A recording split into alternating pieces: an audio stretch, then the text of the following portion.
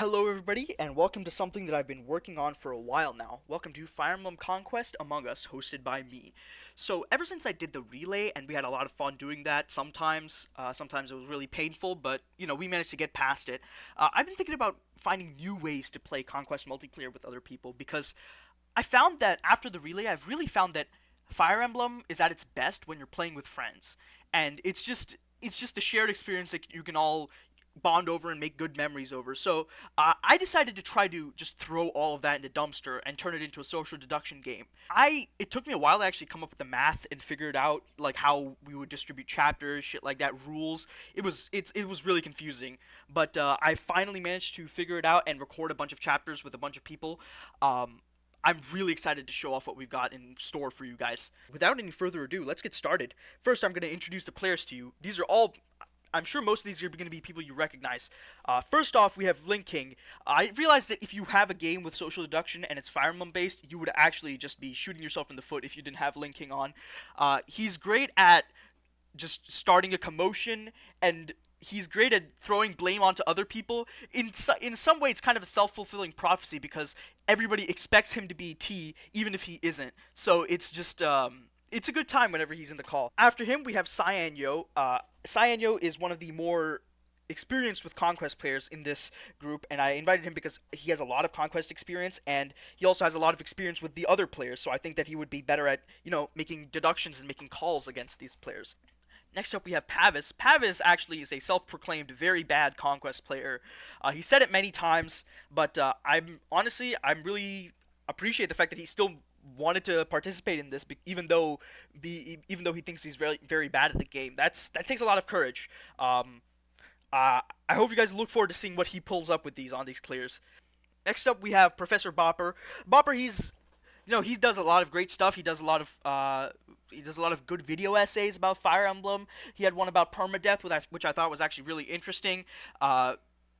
He just does a lot of stuff. He plays Resident Evil. He really plays whatever he wants, and honestly, I fuck with that a lot. I really look forward to having him in this clear. He also has a great sense of humor, which is always helpful. Next up, we have Speedy Hawk, because if you have LinkKing, you need somebody to balance him out. Speedy and LinkKing are basically, they're like oil and water when it comes to games. They will gaslight each other. They will gaslight themselves into thinking the other person is against them, even if they're not. And it will cause a commotion, and it will be entertaining. And Speedy is also, a Fire Emblem veteran. He's played a lot of the games. So yeah, it's going to be a lot of fun. And finally, other than me, of course, we have JAIK. Jay, he's also played a lot of Fire Emblem, and he's also a manga enjoyer like me, so I have a lot of respect for him for that. I really just can't wait to get this going. I'm so excited because I've been working on this for literal months now.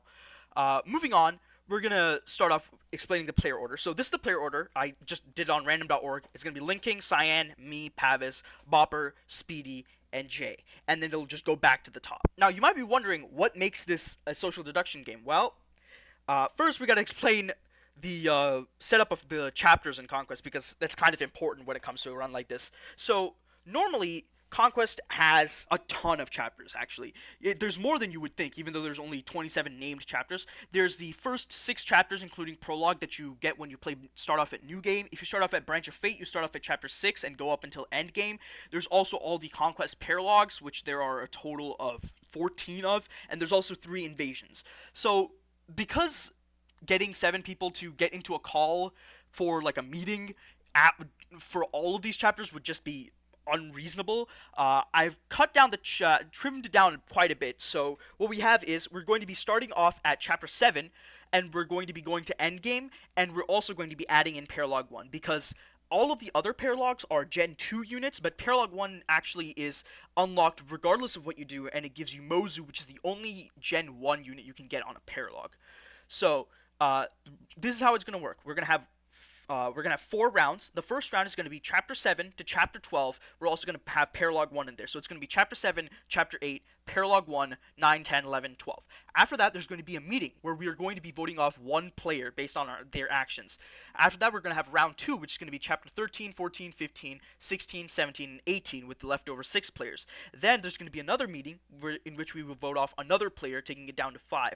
Round 3 will be Chapter 19 to 23, After that, we will have the final meeting, which will vote off one more player, making it just 4 players. And then the final round is going to be Chapter 24, 25, 26, and we are going to be combining Chapter 27 and Endgame because they're pretty like inseparable.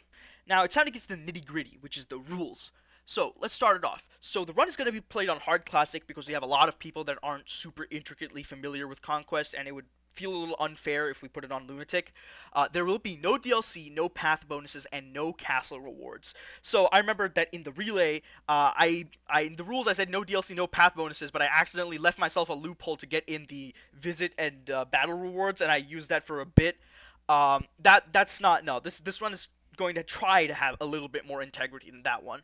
At the start of the run, I'm going to spawn in 99 of all the My Castle resources, so think like the gems and the fish and whatnot, and I will add a chef's hat into the game to allow the players to forge and use the mess hall properly. Because normally, if you were passing on an actual 3DS, what you would do is you would just visit a bunch of castles yourself, but because we're going to be doing this with save files digitally because we can't like meet each other, we're going to be handling it this way. Now, keep in mind that My Castle resources does not include Dragon Vein points, so you will have the regular amount of Dragon Vein points that you usually have. All of the innocents will be on soft Iron Man rules. If they let a unit other than Corrin or Azura die, they just have to keep going with the clear. That unit is dead. If Corrin or Azura dies, they have to reset and randomly roll a unit that they have, which they must deploy and kill during that map. Traitors are not beholden to these Iron Man rules and can reset and save state as much as they want. There's going to be 2 traitors and 5 innocents. There's going to be given their roles by a neutral third party, and the traitors are also going to be let known who the other traitor is. Players are not allowed to communicate about the run except during meetings unless they're traitors. If you're a traitor, you can communicate with the other traitor in your DMs as much as you want. Yeah, that's one of the privileges that being a traitor allows you to have. But if you're an innocent, you can only talk about the run during meetings. You can still ask for advice on a chapter, but you can't be talking about anything that's run specific. Moving on, we have the goals of the run and the restrictions we've placed on the traders. The goal of the tease is to make it so that there's at least 8 clears in the entire run that have at least 1 death in them. So if like Chapter 8, Chapter 13, Chapter 14, Chapter 17, 18, 20, 21, 22. I honestly lost count of how many that. But if like that, there's 8 clears, that means they win on the spot. The goal of the innocents to either vote out both traitors, which if they do that, then they immediately win, or finish the run without letting the T's accomplish their goal. Traitors have a few restrictions on them. The biggest one is that they can only kill up to 1 unit per clear. So you can't like kill Silas and Elise if you're on Chapter 7. You can only pick 1 unit to kill. And traitors are not allowed to discard items. I should probably have just put this as nobody's allowed to discard items, but I just decided fuck it, traitors are not allowed to discard items. Traitors cannot buy or sell more than 5 weapons or staves per chapter, so you can't just buy 14 bronze swords to drain the funds. You have a limit of 5 weapons or staves that you can buy or sell, and you can't also sell like everything. Traitors can also only sell up to 1 unique weapon, as in unique weapon means that there's only 1 of it in the game. For example, the dual club, the horse spirit, the calamity gate, the the spy shuriken that you get on Chapter 26. All of those things, there's only 1 of those in the entire game that you can get. You can only, if you're a trader, you can only sell 1 of those each clear. So that we can't make it so that the trader's like, okay, yeah, there's a dual club and a horse spirit and a calamity gate here. Let's just sell them all and make everybody's lives really hard. Next up, our Corrin. We voted on our Corrin. It took a couple rounds, but we decided that our Corrin is going to be a male Corrin with an archer talent, plus res minus luck. I don't really know how the plus res minus luck came to be, but these are our Corrin's personal stats at level 1. Now, we're going to be starting off on Branch of Fate, so the Corrin's not actually going to be at level 1, but this is what the Corrin's going to look like in their personal stats. So you can check out you can do their growths if you want to on their own. You can just check it out. Archer's a pretty good class.